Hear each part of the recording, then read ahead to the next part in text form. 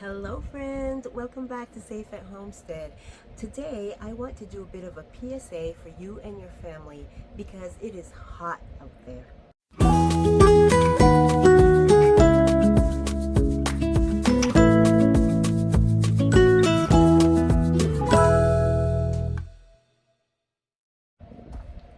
Hello and welcome. If this is your first time here, my name is Elena and I am mini steading here in the desert of New Mexico on 1600 square feet. This New Mexico desert has had relentless triple digit temperatures for almost a month now, and there's still a lot of summer left. So we've been doing things a little bit differently, trying to adjust the way we do things, and I wanted to share some of that with you. Also, I wanted to read some reports from the news with some really good suggestions that you and your family can hopefully implement to make sure that you are kept safe. I'm not sure where I heard this reported, but it mentioned that 700 people die yearly in the United States from heat related issues, and that is just on any given year, not years when there are heat waves and dangerous temperatures like this year. This report starts by mentioning that scorching heat has already taken the lives of a dozen people in Texas alone, and that the mounting misery is going to continue for people from the Pacific Northwest to the south. It also has a little bit of a guide of how we can stay cool and safe during these punishing hot days. So, why is heat extremely dangerous? It goes on to say that heat kills more Americans than any other weather related event, including floods and tornadoes, and that most heat related deaths are preventable. This is according to the EPA. So, heat is a silent killer, they call it, and the reason for that is because people don't think about it. Now we're seeing temperatures that are really a phenomenon. We aren't used to it, and that puts us higher at risk. Experts are predicting that these temperatures, these extremely hot temperatures, are going to continue over the years. So it really is something we should get used to and be prepared to deal with every summer. It mentions that the body usually cools itself by sweating. But in extreme heat, like we're experiencing in many areas, our body's ability to do that is interrupted and we can't perspire. And so exhaustion, heat exhaustion, stroke, organ failure, and in some cases, death can occur. Adults, older ones, children, people with chronic diseases are more likely to be affected by this, but it doesn't mean that healthy people can't be affected too and shouldn't be careful. So what if you don't have air conditioning at home? We have a mini split. I've mentioned that before. It heats and cools, and normally, well, we've only had it, this is our second summer, and last year it worked perfectly well for us. This year, not so much. So some of the things that we've had to do is bring our bed into the area, the main area of the RV. The mini split is right up here. I'm actually sitting on my bed while I talk to you guys today. And we just changed things around here a little bit. We got a couple of extra fans. One's back there and one is across from me. They are off right now because, boy, they make a lot of noise. And I just wanted to have a little bit of quiet while I talk to you guys. So if you don't have air conditioning at home, it says spending a few hours in an air conditioning environment is great for your health in situations like this. So if you work most of the day and you're in an air conditioning environment, then that is fine. People that aren't, let's say like me or someone that works from home, if I didn't have any way to cool myself here at home, it says going to a cool place like the library, the mall, things like that, where you can be 3 to 4 hours in a cool air conditioned setting can help you to deal with the heat when you get back home. I would add to that list the movie theater. I've been thinking about that maybe tomorrow we could go to the movies, even though we are okay here in the RV right now. So it says in the day, cover the windows. My windows are covered now, most of them, and I'm just gonna leave them. That way I'm not going to take it down, because it talks about taking down the covers in the evening and opening the windows and shades but we don't have shades, and our windows, most of them don't open, and it's too much wind and dust, so that would probably be worse for me health-wise if I try to open the few windows that do open.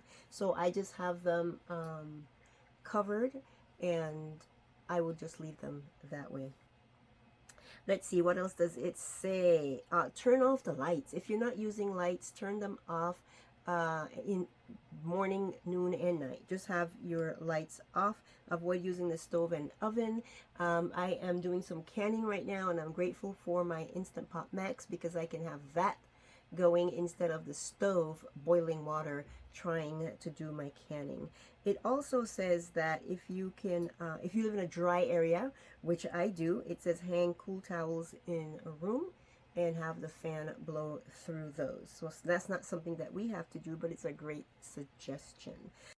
Something that is not safe to do is to have a fan blowing at you warm air. If you have no air conditioning in your home and you have this one fan and you're just blowing the air just because you want some air movement, that is not good for you. It does say, like I mentioned before, hanging the fan, wipe yourself down with a washcloth, have cool, or spritz yourself and then sit in front of the fan, take a cool shower, and then with damp skin, not wet skin, but with damp skin, sit in front of the fan, have the fan blow on you, and that would be helpful to cool you down. So much better for you than having the fan just blow warm air on you. Another recommendation is to soak your feet up to your ankles in cool water. That will help your whole body be cool. And if it's possible for you to do the same with your arms up to your elbows, you can do that as well. Something else that is recommended is to prioritize one area. If you don't have the ability to cool your entire house effectively, then prioritize and cool the area that you're in most of the time. And that area is the sleep area, so your bedroom, because when you are asleep, that is when you recover from heat exposure, and so better to have that room cool. For us, we chose to bring our bed into the living room because it's a bigger area. The mini split is in here, and if you've been in an RV, this is a fifth wheel, so this is a very large area here, and then it narrows drastically just with the door that goes into the bathroom and the bedroom, and so it doesn't cool very well in there, and even with a fan it doesn't work very well. It's not very efficient, and so for that reason we decided to come out here. Actually, my hubby took some pallets and built a bed, a platform with, you know, legs and everything, so that we could have the bed out here. I thought I'll just throw the mattress on the floor, but this is so much better for me that he did this, and I appreciate it. So we've kind of been enjoying having everything in one area. Our kitty is used to it now. We moved some things around that are hers. Her food is in a different place. She's had to get used to that. Her litter box is in a different place, and it's not horrible. My couch is right there behind the camera. TV is right here. Yeah, most things are accessible and easy. And I mean, if we had to live in a little space like this, I think we could manage, even smaller than, you know, the entire RV. Okay, enough of that. Let's talk about what else you can do. What if you have to go outside? It says stay hydrated. That's kind of a given, but sometimes people just don't think about it, and sometimes we don't think about it. Oh, because I'm just running out for one thing. You know, we say that all the time. I say that all the time, and then I'm out there forever. So don't wait until you're thirsty to drink. When you're thirsty, you're beyond needing water. That's when your body starts to really need hydration. So you should be drinking all the time, whether you feel thirsty or not. Limit your sun exposure, so stay in the shade. Make sure you have a hat. Maybe you have an umbrella. Wear sunglasses, a hat with a brim, something like that. If you work outside, if you are able to drench your shirt and then put it back on to work with, or just, I like having a spritz. Let me go get this.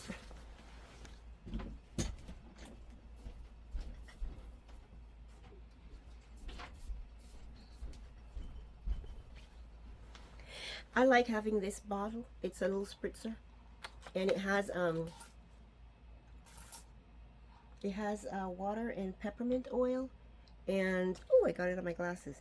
And peppermint is cooling, and so it keeps you cool whether you're inside or outside. It works great for outside. I like to have it with me when I go into the garden. I stop every few minutes and spritz my arms and my neck with it. So if you could do that, and do that every hour with the t-shirt, or something else that we use, these cooling towels. We bought several of these so many years ago from Office Depot. Odd place, but that's where we found it one summer. Let me show you one that's open. And these things are great because what you do with them is you soak them in cold water, or just run cold water on it, wring it out, and then shake it out. Once you shake it out, it makes, oh, the water is so cool in there, and then you wrap it around your neck, tie it around your neck. I use them when I go in the garden nowadays because, yeah, I want to do my best to stay cool. So my hat, this thing around my neck, my bottle of water, and I'm set to go out there. And I have to make myself come back in, I will be honest, because once you're out there, you just want to get it done. You just want to knock it out. It's not good, not these days. So I try to remind myself, make myself come in and take a break. So people that are homeless, that's very unfortunate in any situation, but now with this heat, it's very worrisome. So if you or someone you know is homeless, they can please reach out to shelters and find local information, just local help. I know that some towns have cooling centers, and one town over from us, they have a cooling center where people can go in and get cool, whether it's because they're homeless, they don't have air conditioning at home, whatever the case may be. This is something that I didn't think about, and that's burns. I heard somewhere that my husband was reading a report, and I was just half listening, and it had something to do with a guy getting burned, and I thought, how did he get burned? Did he go outside without shoes? What happened? So I don't really know what happened to him, but burns are a thing that we need to be careful of. What if you or feel faint or pass out and lean on a very hot wall, or actually fall and the ground is super hot, concrete or something like that? Burns can occur. It can be from touching hot surfaces, like maybe the leather seats in your car, the door handle, somewhere that you're holding to open. I know the metal railing on the steps going down our RV, I can't hold it because it is so hot. It really, really could burn me if I kept holding on to it. The other day, I was going down the stairs. I keep my garden shoes at the bottom of these 3 steps out of my RV, and I went out with socks, walking down just those 3 steps. The time it took me to do that, my feet were so hot. I was so scared. I thought, what am I doing? I'm burning myself. And then the rug that's at the bottom of our steps is made of some kind of plastic material, and it's rough. It's designed to really scrape your shoes on so you don't track things into the home. And oh, that was so hot just with my socked feet. I couldn't wait to put my feet in my garden shoes because it was hot. So I can see how you could get burnt with hot surfaces like that. It mentions in the article here pools, the buckle to your seatbelt, all those things can be really hot. Oh, pool meaning the pool side. So make sure you have something like you're getting out of the pool and you put your hands on that concrete, or getting into the pool and you're walking on that hot surface. Yeah, the buckle on your seatbelt, that could be something that could be hot and burn you too. Then it talks about pets and keeping pets safe. I had someone tell me recently, a man, that he lost one of his dogs. He said, I was with the dog, I went inside for a little bit, I came back outside, and the dog had died. And it's a very, very sad experience. So if you can keep your pet inside, please do. If you can't, then make sure they have shelter, make sure they have lots of water, be checking on them all the time. We have chickens. Well, we have a cat, but she's an indoor cat. We have chickens, and those chickens we are checking on them constantly. I'm constantly figuring out what to do for them when, and make sure they have water. My husband buys bags of ice for them, and we just put ice in a big tub for them and put some water in it, and they love it. As soon as I do that, they want to jump in and put their feet in it, especially one chicken. Anyways, yeah, and I have some frozen cherry tomatoes that they love cherry tomatoes, and I have these frozen from last year, so I put a few in there with them, so they go bobbing for cherries, and they try to, it's a way to keep them cool. We also have a mister that's not working very well. We have to figure out what's wrong with that, but we try to put the mister in for them later in the day, just to have a mist going and keep them cool. And they like that too, because I see them running around underneath it. So be careful with your pets, and if you have to walk your dog and you're not the type of person that has shoes for your dog, go in the morning or go in the evening. Like, change up the routine if you can with them when the surface of the ground outside is not as hot. Okay, and then what are the signs of heat related illness? I just wanted to mention these. There's a nice little chart that or graphic that was included in this article that talks about that, just so you can keep it in the back of your head. And it could be you, or it could be, I think it's harder when it's you. When it's you, like, I know for me, I would be second guessing or thinking, oh, it's not that, whatever. But if it's someone else, you're more alert to it, and you might be more concerned for that person. So it's a good idea to share with other people in your home this information, or friends or whatever, so they can be more alert to you and you be alert to them. So heat exhaustion symptoms are dizziness, thirst, heavy sweating, nausea, and weakness. That's heat exhaustion. Heat stroke symptoms are confusion, dizziness, and becoming unconscious. Well, if you become unconscious, for sure, somebody should be worried about you. So if you or someone else is experiencing symptoms of heat stroke, seek immediate medical care. It did say in this article that, where is it? Oh yeah, it says that the CDC says heat stroke is a medical emergency. It's a medical emergency. Don't just think, oh, I had some heat stroke. No, it is a serious thing, and you should call 911.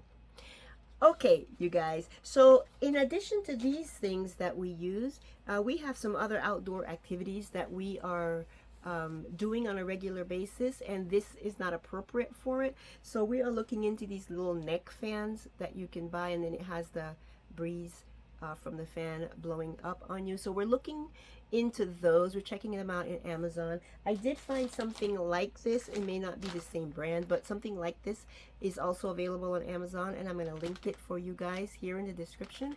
Also, I'm going to link the fans, the neck fans that we have found, and we also are looking for those little they're like little spray bottles. You can put ice and water in it, and then it has a little fan.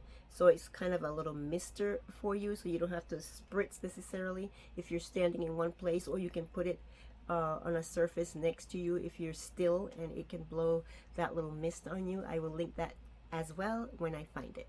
All right, you guys, be safe, be conscious of your environment. Think about how long you're outside. I know I am famous for, I'm running out for 10 minutes just to get eggs. And then I end up looking at all the plants in the garden and doing all the things, and it's 45 minutes later. Let's not do that. Let's be really, let's take this heat thing seriously, and let's do what we can. Let's think outside the box. If you have to put a wet handkerchief on your head and then your hat, and that's what you have to do so you can, I don't know, walk to the mailbox or whatever if you're living in the country, or just things like that. Just be conscious of your health and your family's health and your pet's health. Let's do that. All right. So if you guys enjoyed this video, please give it a thumbs up. Please share with anyone that you think would be interested in this kind of information. I think everyone should be really right now be concerned with the heat. And if you haven't yet, subscribe. I'll see you in the next one. Bye-bye.